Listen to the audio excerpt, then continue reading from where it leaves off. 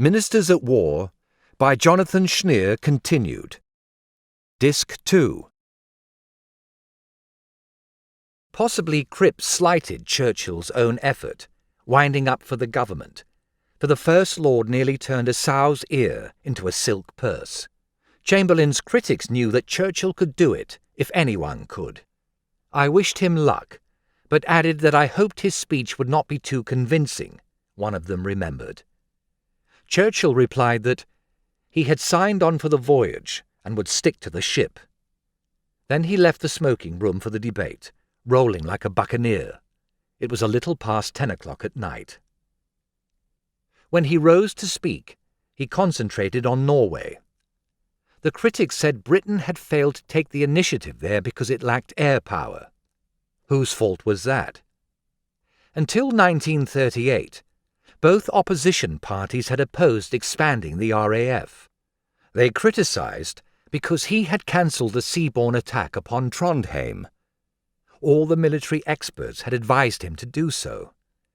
Had he ignored their advice and sent in a British force, and if against all odds it had managed to take that town, it could not have withstood the immense weight of the attack, which was being delivered by the Germans from their magnificent base at Oslo, and up the 2 lines of railway and road from Oslo to the north. As always, he displayed a quick wit and biting turn of phrase. When a Labour frontbencher suggested that it had been the War Cabinet, not the Chiefs of Staff, who dithered about Trondheim, Churchill snapped, as if in irritation, "Do dismiss these delusions." When Labour backbenchers interrupted him moments later, he snapped again. "All day long we have had abuse, and now honourable members opposite will not even listen." As for Neville Chamberlain's response to the demand for a vote of censure, exception has been taken because the Prime Minister said he appealed to his friends. He thought he had some friends, and I hope he has some friends. He certainly had a good many when things were going well. But Churchill did not answer the criticism that Norway was merely the awful symptom of a much larger problem. Perhaps he knew that he could not. "There followed the most dramatic division in which I had ever taken part," wrote Amory. "When the House of Commons votes, it divides. Members either move into the Aye lobby, a room to the right of the Speaker's seat, behind the government benches, or into the No lobby, a room to the left of the Speaker's seat, behind the opposition benches.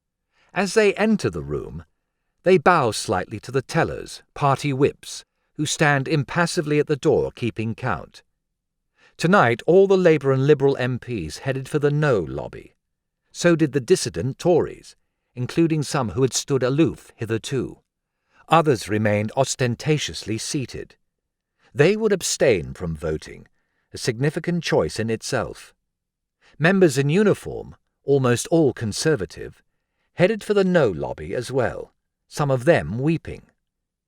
"I have come straight back from Namsos to vote against the government," one said to Labour's Hugh Dalton. The formidable Dalton wept too. Another explained later that night to his father that, unfortunately, voting No was the only form of protest available to him. He was leaving the next day with his battalion for the front. His troops had no equipment or training, and it was obvious they would pay for that. Yet no one in authority would even grant him an audience. As the 2 files divided, government supporters were yelling at their opponents Quisling, the name of the Norwegian politician who had betrayed his country and facilitated the Nazi takeover. The critics were yelling back at them, "Yes men," perhaps a slighter insult. In any event, it was like bedlam, wrote a Chamberlain loyalist. But everyone understood. Britain, the mother of parliaments, was showing the world democracy in action. That was worth fighting for, and even worth dying for. Germans could make no such demonstration. After voting, the members returned to the chamber to await the tally. Those who sat rested on pins and needles making nervous remarks. Those with nowhere to sit milled anxiously in the gangways or by the Speaker's chair. Churchill took up his position on the front bench, near the Prime Minister. Tension filled the room. Then finally the government chief whip, Margeson, stood before the table in the centre of the chamber and read out the results in a voice of a stoic ayes, 281, noes, 200. It took 5 seconds before I recognised the significance of the figures, wrote one Labour MP. A united Conservative Party would have given Chamberlain a majority of 213. He had a majority of only 81.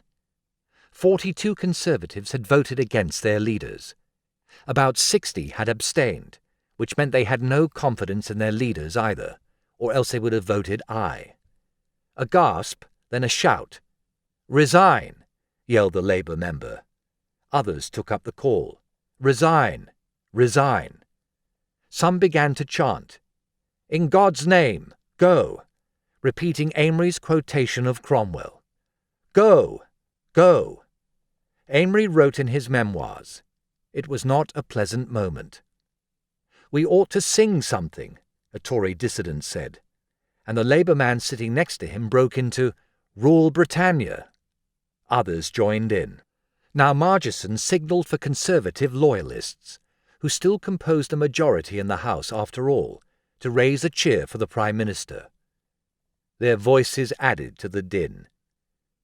Chamberlain blanched when he heard the numbers, then recovered, smiled sardonically, and rose, erect and unyielding, to leave the chamber. At that moment he thought he was finished, but he would not show it. "I felt very sorry for him," one of his most severe Conservative critics wrote. "I thought of him standing in Downing Street, after the Munich Accord with Germany, barely 18 months before, with the cheering crowd surging around him. Now only the front benchers followed him when he left the room amid jeers and catcalls. His parliamentary enemies had impaled him on a hook. They were determined he should not wriggle off. In Germany, it soon would be morning. In the north, along the Rhine, German soldiers of the 18th Army slumbered tranquilly. They did not know it, almost no one did, but the day about to dawn, Thursday, May 9, would be their last day of peace for a long time. On Friday, they would cross the river into Holland, aiming for Amsterdam and Rotterdam, and go north toward the sea. The 6th Army, just to their south, would head for Brussels and Antwerp. The 4th Army would push for the Belgian towns of Charleroi and Dinant. As the French and British raced north to confront the invaders, Germany's 12th Army would slice beneath them through Luxembourg and the Belgian Ardennes forest, then cross the river Meuse near Sedan, France, to cut them off and encircle them. When Thursday, May 9, Western Europe's last day of peace for more than 5 years broke, it dawned bright and cloudless once again. Chapter 2. Finding a War Prime Minister. Winston Churchill's seizure of power was not inevitable. On the night of May 8, as Chamberlain strode defiantly from the debating chamber with exclamations of derision ringing in his ears, his critics did not agree on who should take his place. Some, no doubt, especially among the dissident Tories and vigilantes, favoured Churchill. But others in the Conservative, Liberal and even Labour parties wanted Halifax, while a few preferred Leo Amory, David Lloyd George, or perhaps even Anthony Eden. King George VI hoped Chamberlain would hang on, but if he must resign, that Halifax would take his place. The preferences of the men who would enter Churchill's War Cabinet on May 10 shifted over the course of May 9, the day after the debate. At no time did they all favour Churchill. Labour Party leader Clement Attlee said at one point that he preferred Halifax. Later he said he could not distinguish between Halifax and Chamberlain, and would not serve under either. At some other point that day, he said only that he would not refuse to serve should Churchill become Prime Minister. Deputy Labour Party leader Arthur Greenwood told Clem Davis that he, and some of the other socialist front bench, which may have included Attlee, since he was its leader, would soonest serve under Amory. Why did they not flock to the First Lord? They did not because, for all his extraordinary qualities, they knew him as a crusading anti-socialist, their fiercest enemy during the general strike of 1926, and an arch-imperialist who opposed even debating self-government for India, which Halifax had been prepared at least to discuss. Uncertainty reigned as well among the other men, who would soon come together behind the greatest Conservative Prime Minister of the 20th century, or perhaps ever. Churchill's longtime friend, the Liberal Party leader Archibald Sinclair, had favoured Halifax a few days earlier.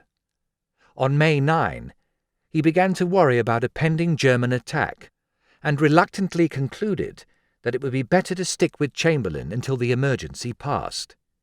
Chamberlain, of course, did not want to step down. If he had to, he hoped Halifax would step up. And Churchill himself, although no doubt nourishing his own ambitions, made clear several times that day that he would serve any Prime Minister who could put together a truly national government, which obviously meant Halifax first of all. In fact, the only member of Churchill's first war cabinet who was unwilling for Halifax to become Prime Minister was Halifax, and even he vacillated, for he told one of his confidants that he knew he could do the job. If he thought anyone else was capable of doing it, he did not say so. The convergence of opinion that led to Churchill's elevation developed almost at the last minute, and the process was hardly inevitable. This had consequences.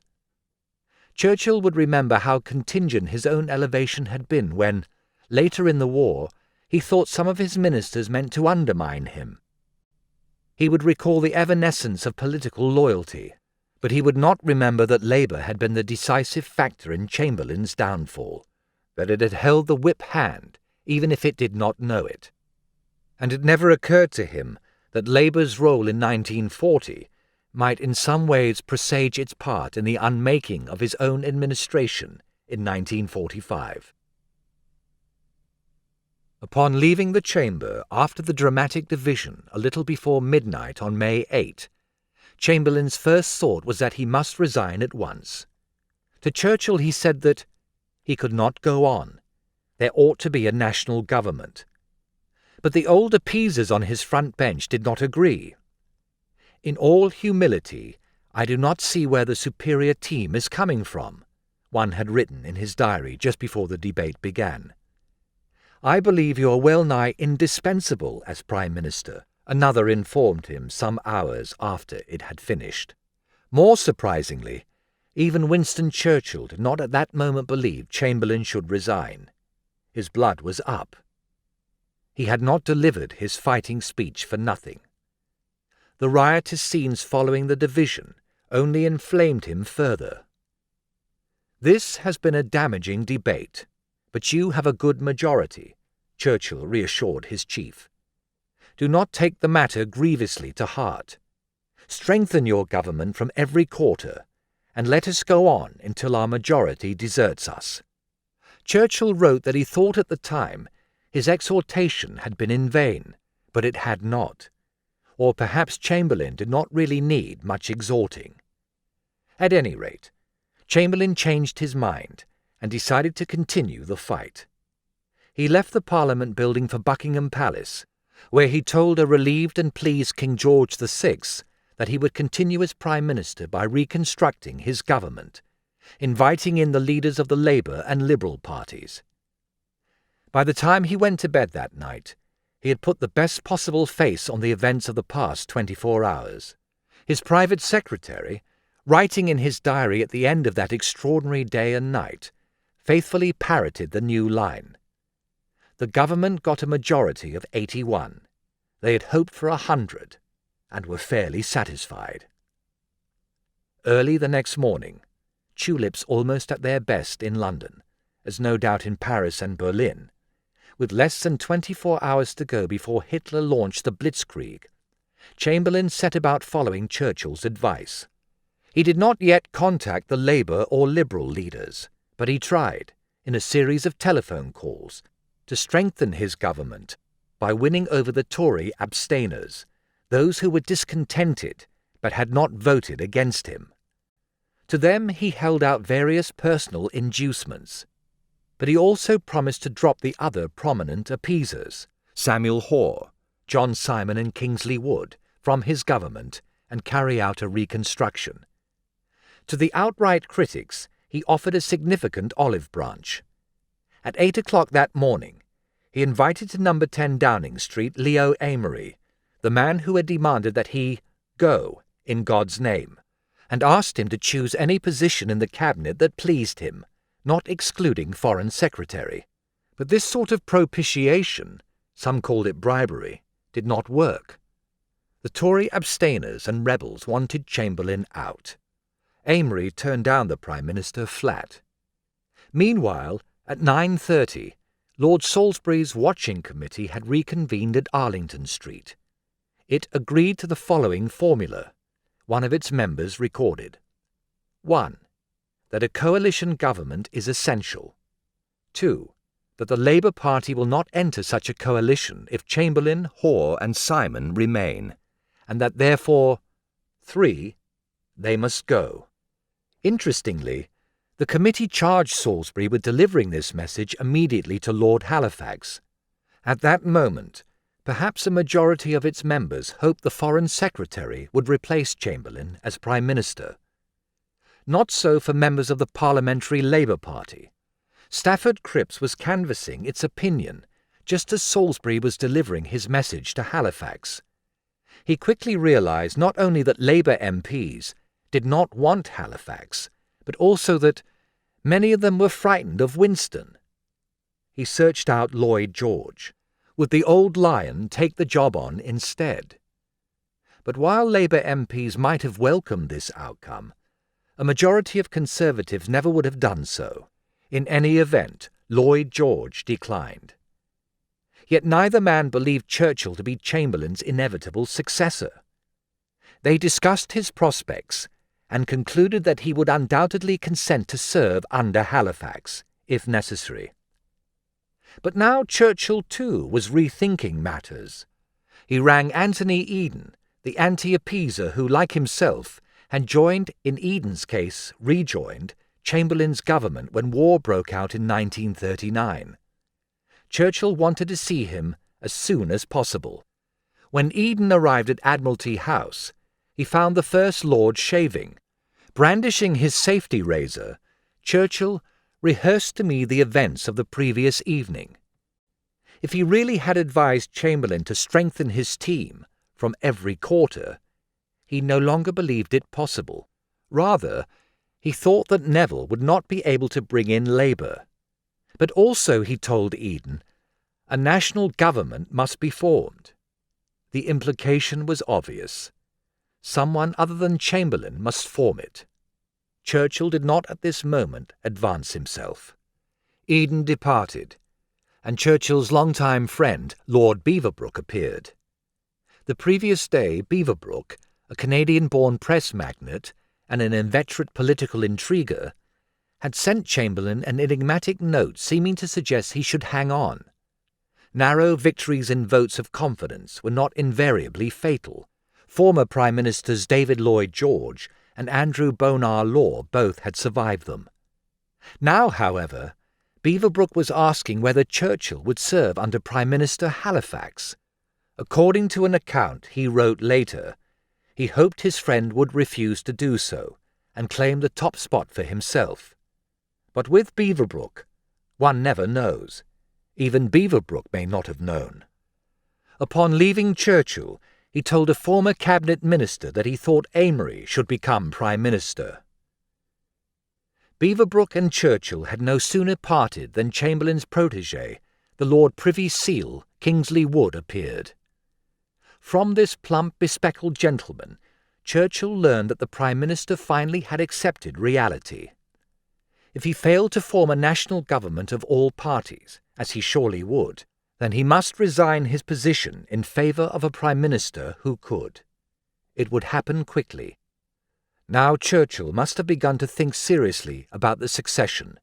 It was not yet noon. Wood had reported accurately. Chamberlain indeed had reverted to his immediate post-debate pessimism. Perhaps Amory's cold shoulder had shaken him.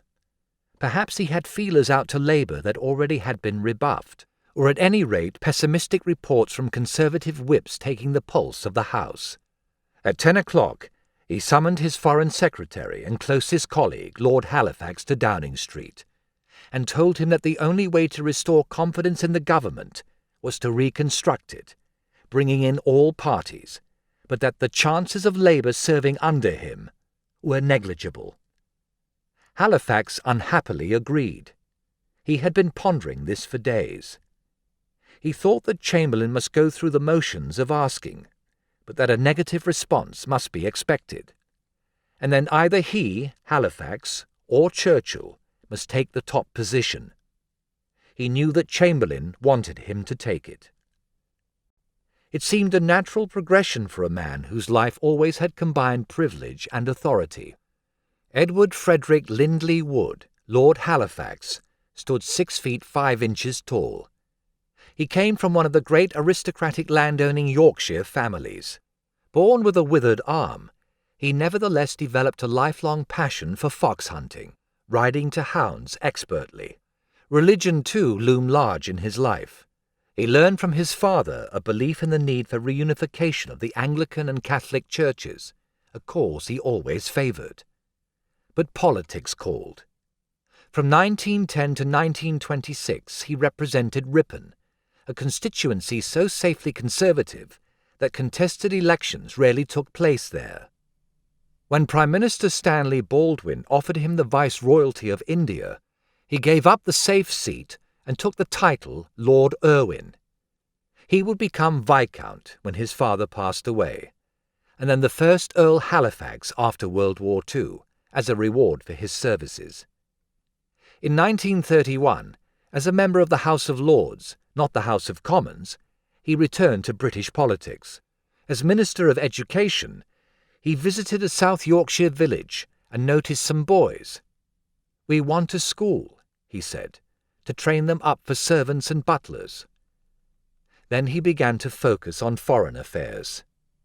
He went fox hunting with the Nazi leader and Luftwaffe chief Hermann Goering, and then travelled to the Nazi outpost in the Bavarian Alps, Berchtesgaden, where he mistook Hitler for a footman. Aloof, superior, highly intelligent, he replaced Anthony Eden when the latter resigned as Foreign Secretary to protest British appeasement of Mussolini. From then on, he and Chamberlain worked closely together to fashion British foreign policy. But he appears to have begun to doubt the Prime Minister's policy of appeasement after Hitler invaded Czechoslovakia, and now Chamberlain proposed to steer him into the premiership. What did Halifax make of this? From his diary, we know that, first of all, he hoped Chamberlain somehow still would prevail. Perhaps from modesty, more likely for calculated reasons, he put out all the arguments that I could think of against myself. He stressed that as a lord he would have no contact with the House of Commons. But the PM did not think so much of this. Possibly the question uppermost in Halifax's mind was this: if Chamberlain should step down and government reconstruction become inevitable, what would be the best way to continue taking advantage of Churchill's extraordinary abilities during the crisis, while simultaneously keeping him from running off the rails? Should he, Halifax, become Prime Minister to restrain him, or would he be better able to do that if he remained in his present position as Foreign Secretary? Chamberlain thought Halifax should do it as PM, but Halifax was not so sure. Another thought may have occurred to the Foreign Secretary. If he took the premiership now, then Churchill would be his heir apparent, and should he, Halifax, fail, then Churchill would replace him. But if Churchill became Prime Minister first and failed, then Halifax could step forward, and do so with no obvious rivals behind him.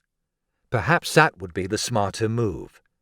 So many possibilities, and all of them fraught. The conversation, with Chamberlain, left me with a bad stomachache, he wrote in his diary. Halifax left Number 10 for the Foreign Office at about 11 o'clock. There Lord Salisbury delivered to him the resolution of the Watching Committee. More pressure for him to take over as Prime Minister.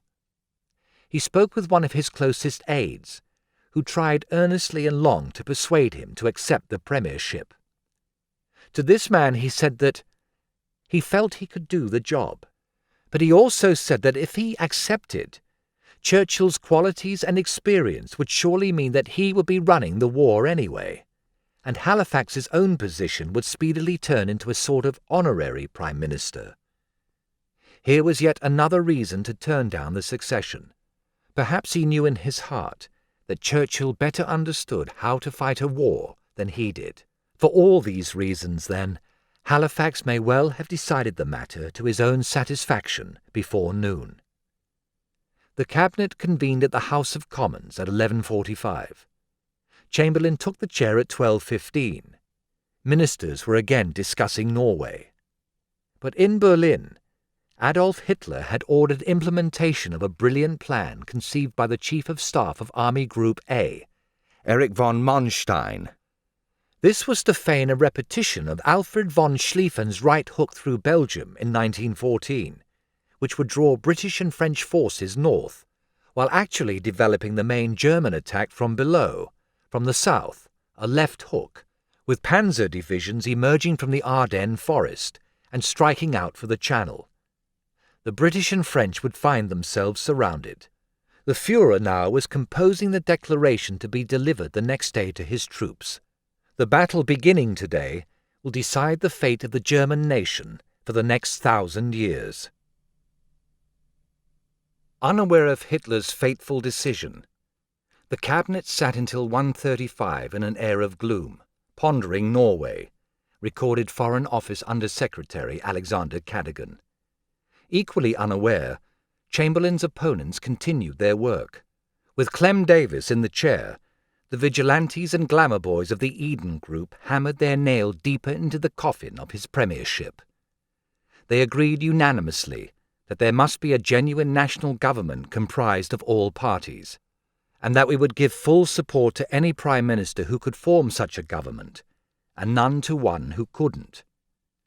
Then Amory hurried over to Committee Room 8 in the House of Commons, to a gathering of Conservatives who had voted no confidence the previous night.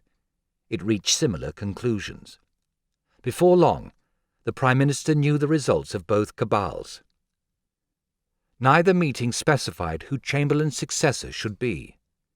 Halifax had his partisans. Churchill by now probably had more among meeting participants anyway. Everyone accepted, however, that the first job was to overthrow the Prime Minister. His successor would be determined afterward. So Chamberlain stood upon the very brink.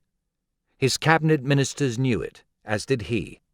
All that morning, while the Germans were preparing to launch, they remained focused upon Westminster. Conservative Party whips continued to be very active, offering vast promises of conciliation to members judged disaffected but reconcilable. But the Prime Minister must by now have deemed these efforts beside the point. He now realised that all depended upon Labour. Sometime after the Cabinet finished, he arranged for Attlee and Greenwood to call upon him at the end of the afternoon. Already he had arranged for Churchill and Halifax to call at 4:30, before the Labour leaders arrived. Churchill lunched with Kingsley Wood and Anthony Eden. They told the Dominion Secretary that Neville had decided to go. They discussed the future. Wood thought that Winston should succeed and urged that if asked, he should make plain his willingness. Chamberlain's protégé had turned against his sponsor, perhaps in part because he knew the latter had offered to throw him, a former appeaser, under the bus to win back the Tory critics. He also warned that Chamberlain favoured Halifax and would ask Churchill to support him. If that should happen, don't agree and don't say anything. Clem Davis lunched at the Reform Club with Attlee and Greenwood.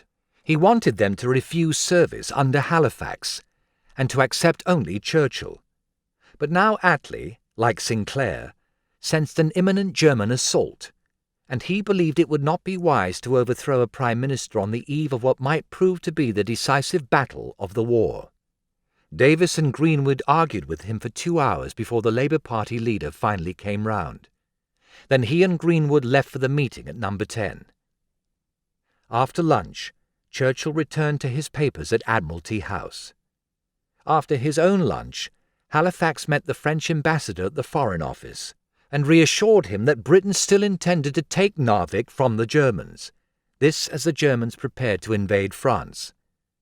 Just before 4:30, both Halifax and Churchill left their desks and walked over to the Prime Minister's official residence for the most important meeting of their lives, and for what may have been the most important meeting of 3 politicians in 20th century British history. Churchill knew Chamberlain and Halifax well, as colleagues and political rivals, if not as friends. All 3 had served under Prime Minister Stanley Baldwin during the 1920s. In 1931, Churchill and Halifax had clashed sharply over British policy in India. In 1935, Baldwin appointed Chamberlain to Churchill's old job as Chancellor of the Exchequer, and Halifax as Lord Privy Seal. He excluded Churchill as punishment for his various transgressions. One can imagine with what pangs Churchill viewed these preferments. He knew his colleagues to be formidable figures, each in his own right, but he knew too that they were less brilliant than he. And then Chamberlain rose higher still, replacing Baldwin as Prime Minister in 1937 and appointing Halifax as his Foreign Secretary in 1938 after Eden resigned. Only when the war that Churchill had been warning against broke out did Chamberlain finally call for him. Churchill served with unimpeachable loyalty. But on May 9, the wheel had come full circle. They met in the Cabinet Room at 10 Downing Street to discuss whether Chamberlain should step down, and if so, whether Halifax or Churchill should replace him.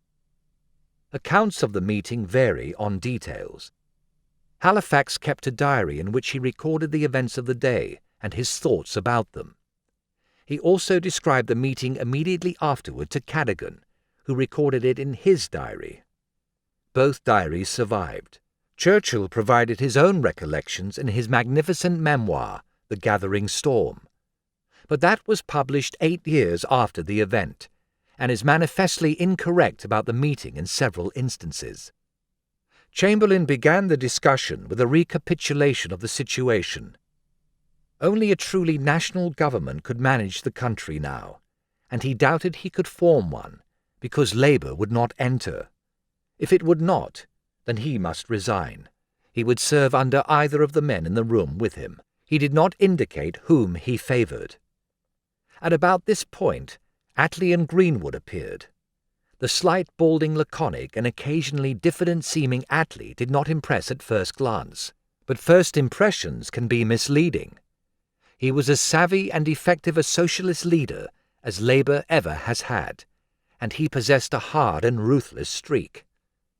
He had graduated from Oxford in 1904, and had qualified for the bar in 1906, but he had never practised law. Coming from comfortable circumstances, he easily could have padded them, but he felt the need for service to others. Poverty-stricken East London drew him. There he first managed a charitable house for working-class boys in Stepney. Later he served as secretary of Toynbee Hall, the most famous settlement house in the nation.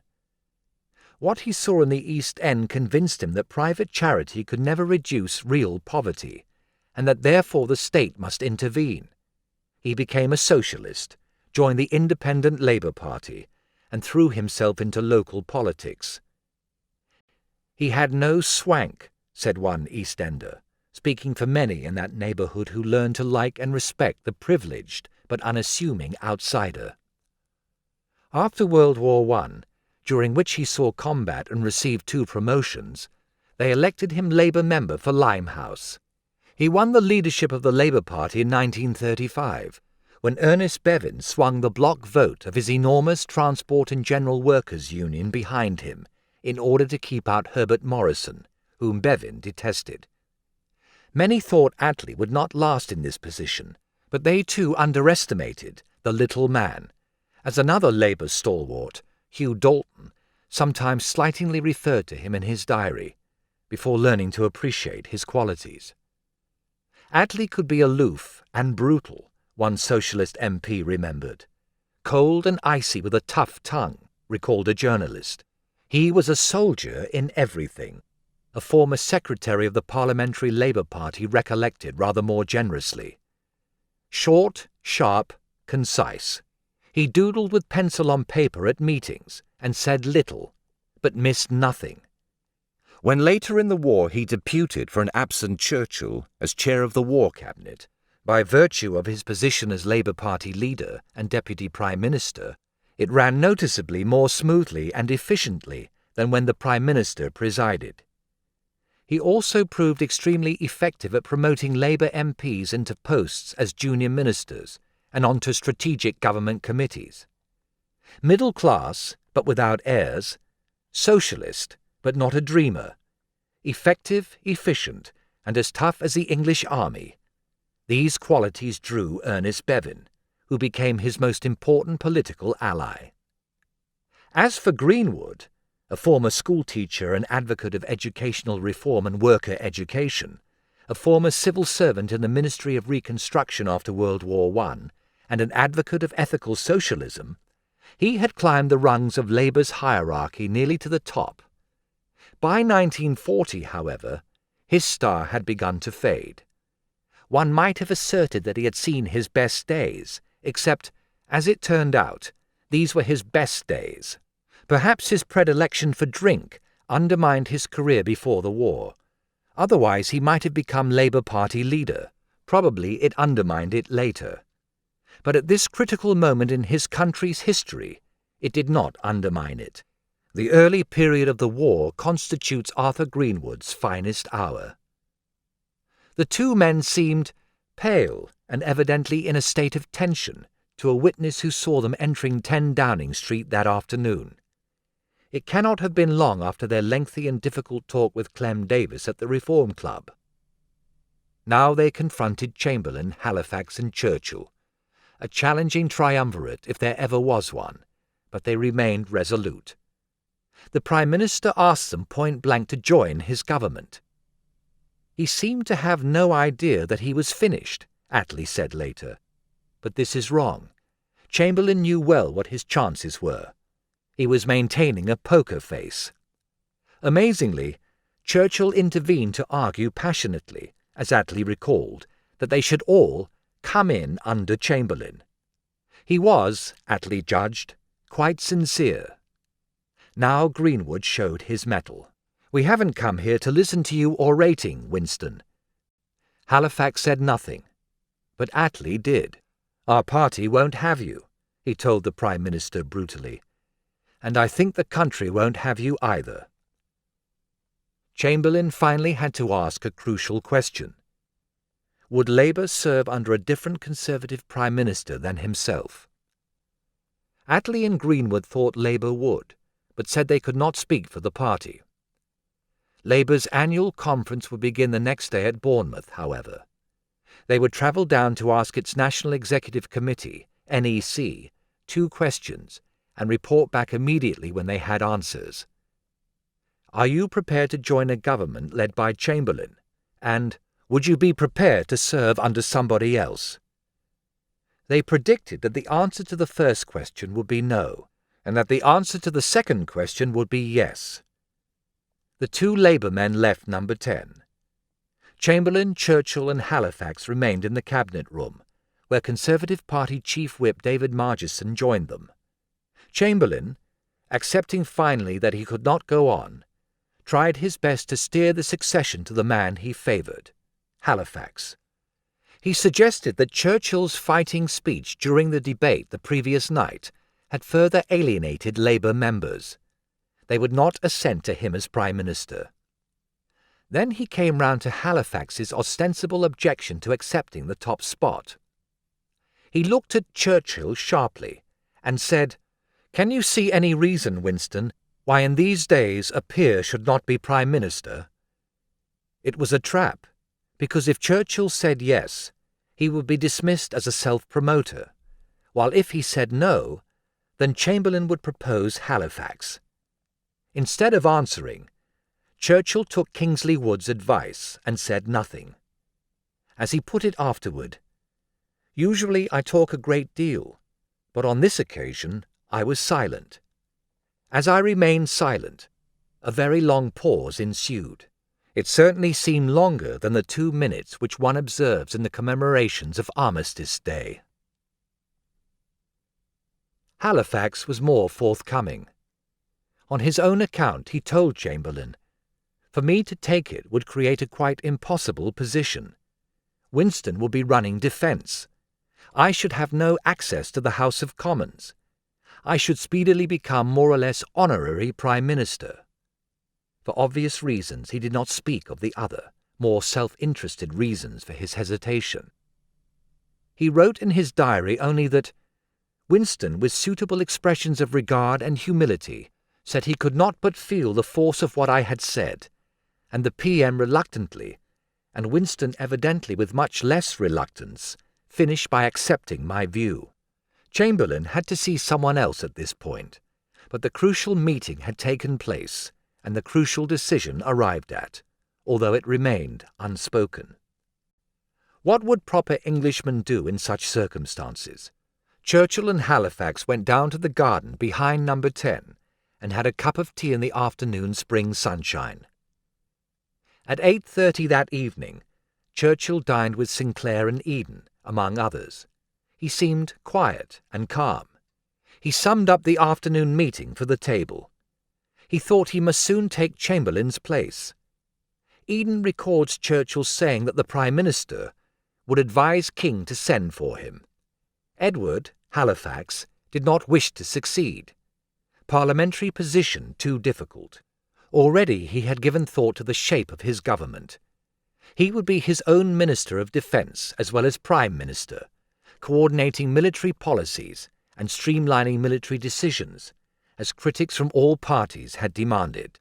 He knew that many Conservative backbenchers distrusted him as a rebel and loose cannon, however, so he hoped Chamberlain would continue as chairman of the party and as leader of the House of Commons. In the event, Labour would not accept this last proposition. He wanted Eden to take the Ministry of War and run the British Army. Later that evening, Churchill's son, Randolph, telephoned asking whether there was any news. Churchill could now tell him what only a select few among the Conservative Party leadership knew. "I think I shall be Prime Minister tomorrow." And still it almost didn't happen. German armies burst across the borders of Belgium, Luxembourg and Holland at dawn on Friday, May 10. German aircraft supported them. German gliders assaulted the principal Belgian fortress near the Dutch border and key bridges along the Albert Canal. French and British forces rushed north to confront them. They did not imagine Manstein's sickle cut to the south. They did not yet realize that Hitler's aim was to trap them from north and south. Someone woke Churchill at 5:30 a.m. Within minutes, he was dealing with a deluge of telegrams from the Admiralty, the War Office and the Foreign Office. He knew first only about Holland. Half an hour later, he learned the Germans were pouring into Belgium too. At about 7 o'clock, Randolph telephoned again for news. Churchill told him that Allied forces were marching to meet the Germans. The following colloquy took place. "In a day or two there will be a head-on collision."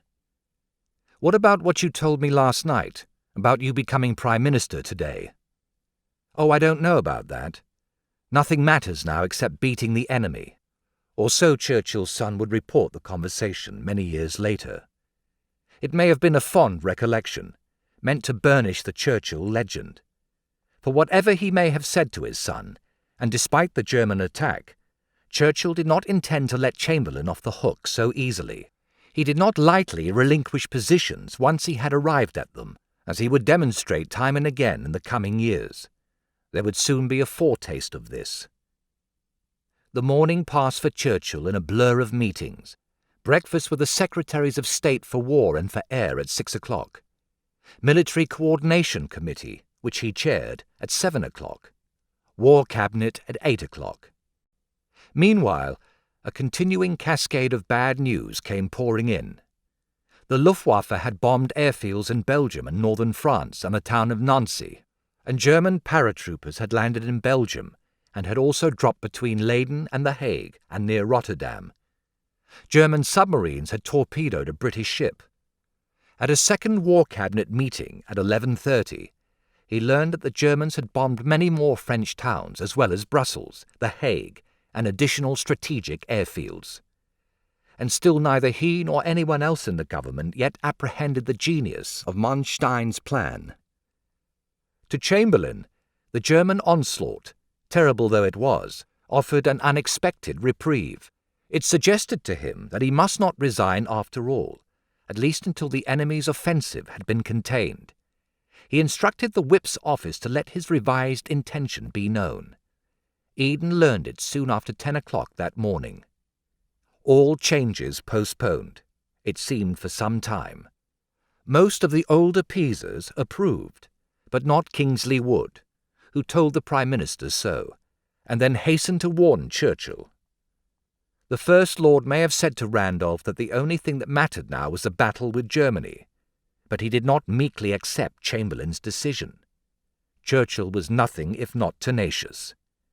Now he attempted to dig in his heels. He still was pressing for early changes in the government.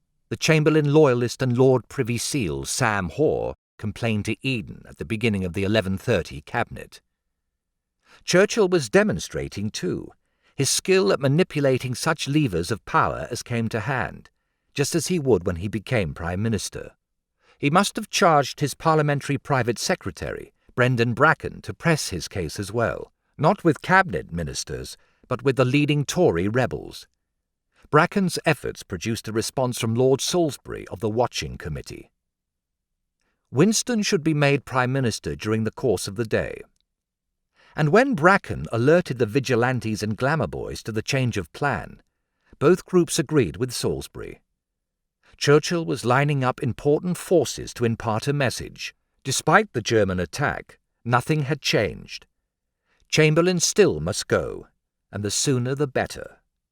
If anything, the military emergency only made change more urgent. But the Prime Minister would not go. At the end of the 11:30 meeting, he told ministers that he had intended to step down, but not any longer. He thought it would all have to wait over till the war situation was calmer, Halifax recorded in his diary. According to Anthony Eden, who likewise kept a journal, Chamberlain then said he had communicated his intention to Attlee, who had accepted. The Prime Minister had asked Attlee to issue a notice which would include support of the government position. The Prime Minister had put his finger on the nub of the matter. In the end, the Tory rebels could not force him to resign, nor could Churchill, whatever his skill and tenacity, for they did not represent a majority of Conservatives, and the Prime Minister did. Only Labour could force him out now, by refusing to join or support his government at a time when everybody knew that national unity was essential, and Chamberlain thought he had persuaded the Labour Party leader to come in. In fact, Chamberlain had likely misunderstood whatever Attlee had told him earlier that morning. Or perhaps Attlee responded one way at first and then changed his mind. The Prime Minister had asked for a statement supporting the present government during the crisis.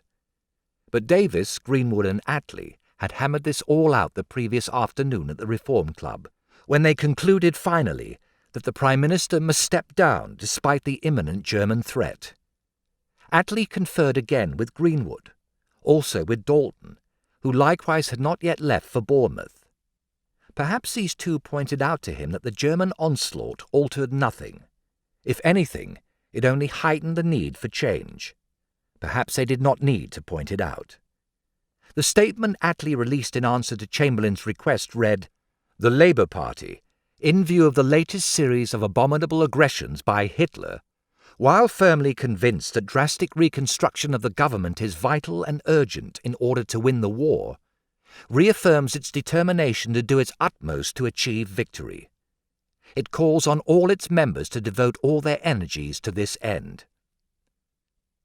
The statement did not call for Chamberlain to step down immediately, but neither did it endorse his decision to postpone stepping down. Chamberlain could read the tea leaves. Shortly after the cabinet concluded, according to a Yorkshire Post journalist, a group of Conservative MPs, drawn from those not given to criticism of the Prime Minister, urged him to form a coalition government. However, these members left him with the impression that, whatever efforts he might essay to form such a government, he nevertheless was reconciling himself to resignation. Chamberlain's cabinet allies were not yet reconciled. They responded with indignation to the Labour Party's statement, but worse was to come. Attlee, Greenwood and Dalton entrained for Bournemouth. As soon as they arrived, they received reports that German aeroplanes had bombed Canterbury, a false rumour. At 3:30 they met the party's NEC in the basement of the Highcliffe Hotel. There the decision came swiftly and unanimously. Labour would serve, but only as a full partner in a new government which, under a new Prime Minister, commands the confidence of the nation. Dalton had insisted on the words, "a new Prime Minister." Otherwise, he warned, Chamberlain would try to hang on. It was as Attlee and Greenwood predicted the previous day. Labour's answers to Chamberlain's questions were no and yes. Labour's statement did not specify who the new Prime Minister should be. In this dire emergency, Labour would have served under Halifax. Attlee and Greenwood did not know that Halifax had taken himself out of the running right after they had left 10 Downing Street the day before. But they would not serve under Chamberlain, and in the end they held the whip hand.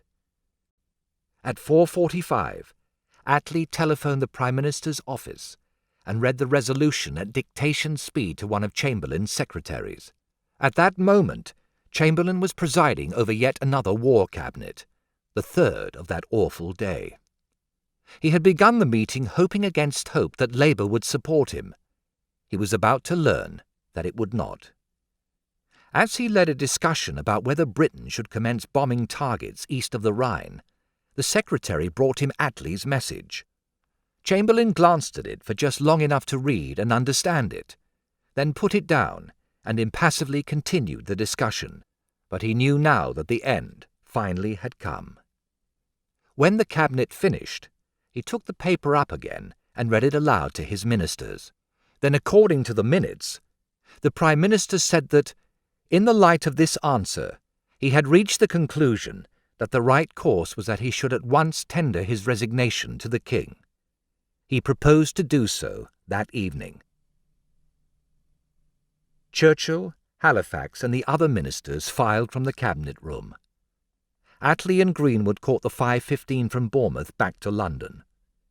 Churchill returned to his papers at the Admiralty. Halifax went over to the Foreign Office to see Dutch ministers.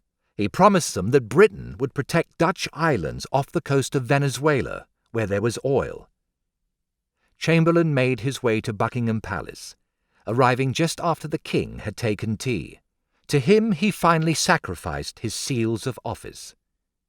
He told me, the King remembered, that the Labour Party would serve in the new administration of a new Prime Minister, but not in one with himself as PM.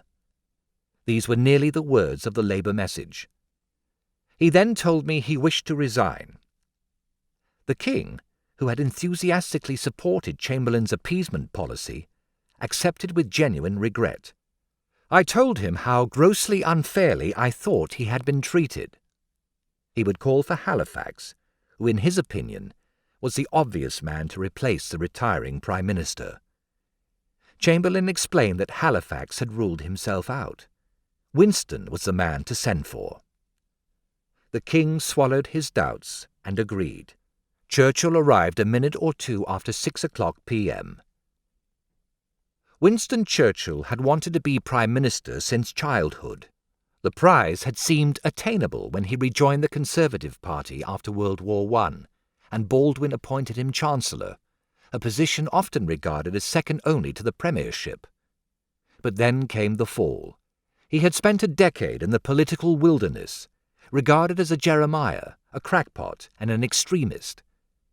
Everyone knew he had gifts. Practically no one believed he could control them.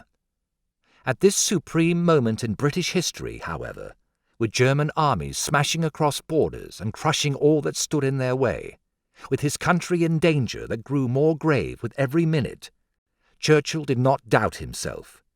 He would go to bed that night conscious of a profound sense of relief. At last I had the authority to give directions over the whole scene. I felt as if I were walking with destiny, and that all my past life had been but a preparation for this hour and for this trial. With what sentiments, then, must he have entered Buckingham Palace and regarded the king who was about to anoint him? I told the king that I would immediately send for the leaders of the Labour and Liberal parties, he remembered. He would form a truly national government and a war cabinet of 5 members, himself, Chamberlain and Halifax for the Conservatives, plus Attlee and Greenwood for Labour. He would be his own Minister of Defence. He mentioned other names, men he wanted in the larger cabinet, Beaverbrook, Eden, and the leader of Britain's largest trade union, Ernest Bevin. The king, perhaps already warming to his new Prime Minister, judged him to be full of fire and determination. Back at Admiralty House, Churchill began putting the pieces together in more formal fashion. First he wrote a letter to Chamberlain, then a message to Halifax, thanking them both for past, present, and above all, future support. He would count on them to help not only with policy, but also with politics, for he knew many Conservatives still disliked and mistrusted him. He arranged for Attlee and Greenwood to be met at Waterloo Station and brought to him. They did not know he was Prime Minister until they got off the train at 9:00 p.m, and his emissary told them. Morrison still did not know. He was waiting for the call from Halifax that never came. But then, also at 9:00, Chamberlain went on air to explain to the nation that he had resigned and that Churchill would become Prime Minister. Morrison must have listened with mixed feelings. Attlee and Greenwood did not hear the broadcast. They arrived at Admiralty House, a short drive from the railway terminus, and set to work with the new Prime Minister. They agreed immediately to the 5-man team he had mentioned earlier to the king. They would serve as ministers without portfolio, the better to focus on the war. Chamberlain would become Lord President of the Council, a post that would allow him to range over domestic policy matters. Halifax would remain Foreign Secretary. They also agreed that Anthony Eden would become Minister of War responsible for the army, that Churchill's old friend, Archibald Sinclair, who was leader of the Liberal Party, would become Minister of Air, and that a Labour man, A.V. Alexander, would become First Lord of the Admiralty, a position he had held in a previous Labour government. So there was Winston Churchill's first National War Cabinet, and there were the 3 service ministers, each from a different party. Over the weekend, May 11 and 12, Churchill shaped his entire government. It would not remain unchanged for the course of the war, but it would not change unrecognisably either. Inevitably, it reflected his sense of insecurity within his own party, as well as Conservative dominance in the House of Commons. To state it briefly, he appointed 52 Conservatives and 16 Labourites. His government included almost all the old appeasers. Only Samuel Horay lost office. But a month later, Churchill appointed him ambassador in Spain. He shifted Simon, who had been Chancellor of the Exchequer, from the House of Commons to the House of Lords, where he sat upon the woolsack as Lord Chancellor, that is, as head of Britain's judiciary.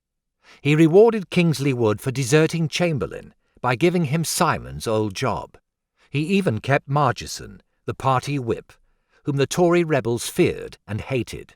Of 36 ministerial posts, he gave 21 to men who had served under Chamberlain. But he brought in his own supporters too. He made his old friend Lord Beaverbrook Minister of Aircraft Production. He appointed Leo Amery to the India Office, and some of those troublesome young men to junior positions, not enough to satisfy them, however. On the Labour side, he gave cabinet posts to Morrison, Dalton and Ernest Bevin, aside from Attlee and Greenwood in the War Cabinet, as he had told the King he would. Within 2 weeks, he had appointed another man of the left, although no longer of the Labour Party, Stafford Cripps, to be ambassador to Russia. He did not reward the leader of the Vigilantes, Clem Davis, a man without a party, and therefore relatively powerless in the House, albeit too established a figure to offer anything less than a senior position. In the end, Churchill put together a national government in which Chamberlain loyalists predominated, but which included Tory rebels, socialists and liberals, as well as administrators and businessmen who belonged to no party at all. On Monday, May 13, Churchill stood before the House of Commons as Prime Minister to rally the nation. "You ask what is our policy? I will say, it is to wage war, by sea, land and air, with all our might, and with the strength that God can give us, to wage war against a monstrous tyranny, never surpassed in the dark, lamentable catalogue of human crime. You ask what is our aim? I can answer in one word. It is victory. Victory at all costs. Victory in spite of all terror. Victory, however long and hard the road may be. For without victory, there is no survival."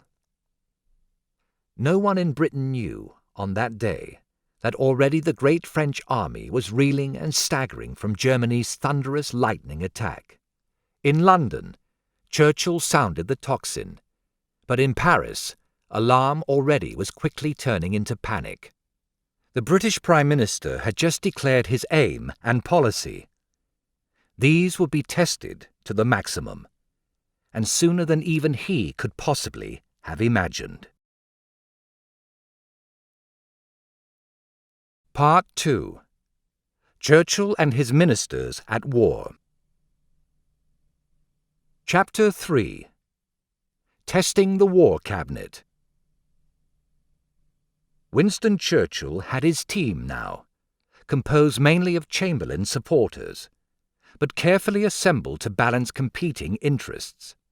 Still, his situation and that of his government were precarious, not only because of the threat posed by Germany, not yet fully appreciated, but also because the former Prime Minister's loyalists regarded the man who had replaced him as a usurper, and the new government merely as a temporary expedient that soon could be dispensed with. They despised the men on the Tory side with whom Churchill associated, and referred to them as gangsters, or worse. "Now," wrote one Chamberlain supporter in a venomous, short-sighted and astoundingly provincial vein, "all those reptile satellites will ooze into jobs they are unfitted for. I regard this as a greater disaster than the invasion of the Low Countries." Churchill, too, they continued to loathe and distrust, even though he now occupied the top post. On Monday, May 13, when he entered the debating chamber in the House of Commons for the first time as Prime Minister to deliver his ringing declaration of aims and policies, they did not cheer him, but Chamberlain instead. They deluged the former Premier with letters bemoaning his fall, assuring him of their devotion and begging him to reclaim his old position. "You and you alone," wrote the chairman of the 1922 committee, consisting of Conservative backbench MPs, in a typical message, "have the confidence and are the leader of the great mass of moderate Conservative opinion, in the House, in the party, and in the country." On Friday afternoon, May 10, as Chamberlain had made for Buckingham Palace to hand in his resignation, 4 of his supporters, including R.A. Rab Butler, Conservative member for Saffron Walden, and a Foreign Office Under-Secretary, gathered disconsolately at the Foreign Office. Chamberlain had sold the pass, lamented Butler, to the greatest adventurer of modern political history, a half-breed American. Churchill's grandparents were American. The 4 men opened a bottle, and toasted the king over the water, by whom they meant the former Prime Minister. Eventually Churchill would win over these four malcontents, but many rank-and-file Tories belonging to a respectable tendency within the Conservative Party would remain irreconcilable, not for days, weeks or months, but for more than a year. Churchill could not even count upon many of the Conservatives or Conservative-minded men whom he had appointed or reappointed to his government. One, Maurice Hankey, a career civil servant of no party, but a supporter of appeasement, whom Churchill retained as Chancellor of the Duchy of Lancaster, immediately dubbed him a dictator and a rogue elephant. He had a certain amount of imagination, Hankey conceded, but could not grip the war, as Chamberlain had done. The only hope, and Hankey judged it doubtful, was for the two wise old elephants, Chamberlain and Halifax, to hold him. But the wise old elephants had doubts too.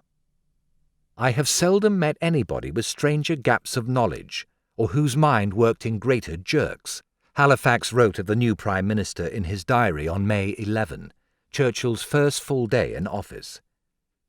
Uneasy as to Winston's methods, he noted on May 12, "There is no comparison between Winston and Neville as a chairman," he complained the day after that. Chamberlain, meanwhile, was writing to one correspondent, "I have no confidence that the new administration will be more effective than the last. Indeed, I know they can't be." Anthony Eden thought Chamberlain was clearly hating it all. And Kingsley Wood, who may have known that Churchill once said of himself, after quitting the Conservatives for the Liberals, and then quitting the Liberals for the Conservatives, "Anyone can rat, but it takes a certain amount of ingenuity to re-rat," may himself have been intending to re-rat. He told the former Prime Minister that he doubted whether this administration would be long-lived, and added, not to unwilling or disbelieving ears, that his old chief should hold himself in readiness. Chamberlain might be wanted again later. The left voiced discontent too. It had not forgotten Churchill's past, which, except for his stint in H. Asquith's pre-1914 Liberal cabinet, they viewed as deeply reactionary. But he was a fighter, and he had been right about Germany. And so the left trained its fire now not so much on him as upon the former appeasers still in his government. Why, asked Stafford Cripps, did Churchill carry the symbols of defeat in what we all hope will be a victory government? He meant Sir John Simon, although Churchill had placed him out of the way, upon the woolsack in the House of Lords, Kingsley Wood, whom Churchill had promoted to become Chancellor, and above all, Neville Chamberlain. Why burden the New Start with his sombre legacy? Cripps wanted to know, but of course the answer was that Churchill did not dare leave him out, because the Conservative Party would not have stood for it. Another left-winger wrote in a private letter to David Lloyd George, "I cannot feel that Labour did its proper job when the government was formed." He meant that it had not bargained hard enough for itself, had not insisted upon excluding the men whom Cripps had named. Lloyd George himself, Cripps wrote in his diary, thought, "The War Cabinet was a very bad one." In fact, the left would continue calling for Churchill to purge the men of Munich from his administration. He defied such demands at his peril, but he could not afford to alienate the respectable Conservatives who wanted those same men in. So the new Prime Minister had to find a balance between critics on both sides of the political spectrum. Simultaneously, he had to contend with misjudgments, jealousies, and generally poor relations among his cabinet ministers. They had known one another, and had dealt with one another for many years, not always happily or with respect. Beaverbrook once had written snidely of Halifax, who was devoutly religious, that he always appears a sort of Jesus in long boots. The long boots are needed because he has had to wade through the mud. But he was not responsible for the mud. Oh dear, no. He could never make anything so dirty as mud, and the last thing he would think of would be to throw it at others. Halifax could sling mud, however, in his diary at any rate. He esteemed Beaverbrook no more than Beaverbrook esteemed him. In these days, one can't be too particular. He sniffed when Churchill brought the press magnate into the cabinet. Certainly we shall have not gained on intellect, he wrote disdainfully on May 11, when Churchill excluded Hoare, Simon and Wood, and brought in Attlee and Greenwood. Archie Sinclair of the Air Ministry seems to me a major disaster, Halifax wrote baldly of Churchill's old friend 2 days after his appointment. Meanwhile, Chamberlain was advising Churchill against Labour's number 2, Greenwood, warning that though he was amiable and agreeable enough, he could not contribute much else. But then Greenwood, and indeed all Labour, did not think Chamberlain could contribute much either. They accepted with great reluctance that he would serve in the War Cabinet at all, and rebelled outright when Churchill appointed him leader of the House of Commons. Churchill wrote dryly in his history of the war, "Mr. Attlee informed me that the Labour Party would not work easily under this arrangement. Churchill withdrew the offer, although he kept Chamberlain in the War Cabinet as Lord President, effectively in charge of domestic affairs. Of course Labour did not care for that either." But then everyone, including Neville Chamberlain himself, knew already what most Labour people thought of him. What the Labour people made of each other was less well known. The famously reticent Attlee did not broadcast assessments of his colleagues in 1940. So far as we can discover, Greenwood did not publicly express his thoughts about them either. It was common knowledge in the Labour Party, however, that Greenwood drank too much.